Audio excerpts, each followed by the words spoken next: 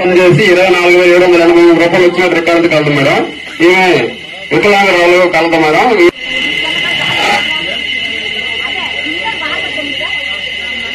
ఈమె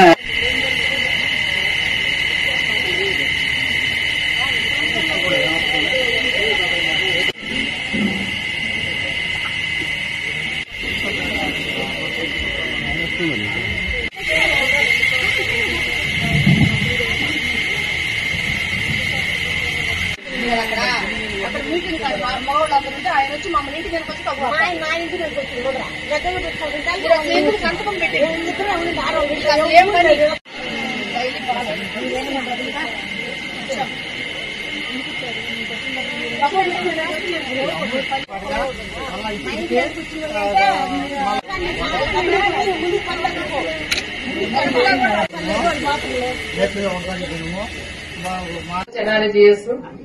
NREGS convergence PR department వారు చేసింది 3 crores 87 lakhs.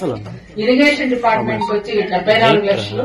సోషల్ ఫారెస్ట్రీ నర్సరీలు ఇచ్చాము, వాటికి 6,84,000. ఎస్ఎస్ఏకి సంబంధించి 57,000.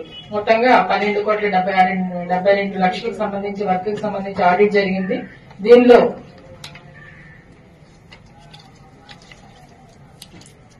మెజర్మెంట్స్ వేరియేషన్ కొన్ని పంచాయతీల్లో ఎక్కువగానే వచ్చింది. దానికి సంబంధించి వాళ్ళ పైన యాక్షన్ తీసుకోవడానికి, అదేవిధంగా దానికి రికవరీకి కూడా ఆదేశించడం జరిగింది.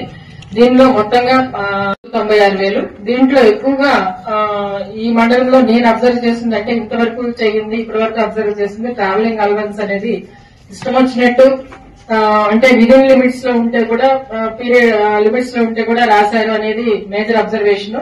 దానికి సంబంధించి మనకి స్టేట్ నుంచి వచ్చిన ప్రోగ్రామ్ మేనేజర్ గారు కూడా ఇట్లాంటిది వేరియేషన్ అనేది ఇంతకు ముందు కూడా జరుగుంటే దానిపైన కూడా యాక్షన్ తీసుకోవడం అని చెప్పడం జరిగింది. అది కూడా వెరిఫై చేయిస్తారని సార్ కూడా చెప్పడం జరిగింది.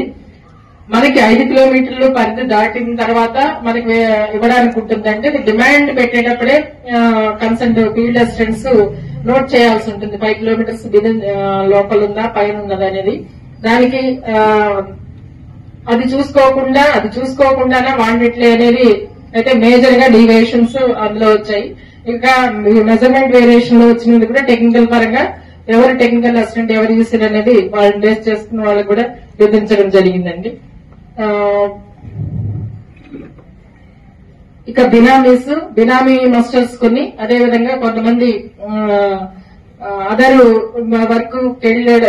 వర్క్ రాకపోయినా మాకు పేమెంట్ చేశామన్న చిన్న కంప్లైంట్స్ మీద కూడా యాజ్ పర్ డిఆర్పి స్టేట్మెంట్, అదేవిధంగా వాళ్ళతో ఎంక్వైరీ చేసిన వీడియోగ్రాఫ్స్ చూసి కూడా వాళ్ళపైన యాక్షన్ తీసుకోవడం జరుగుతుందండి. మేజర్ గా వచ్చినవి ఇందులో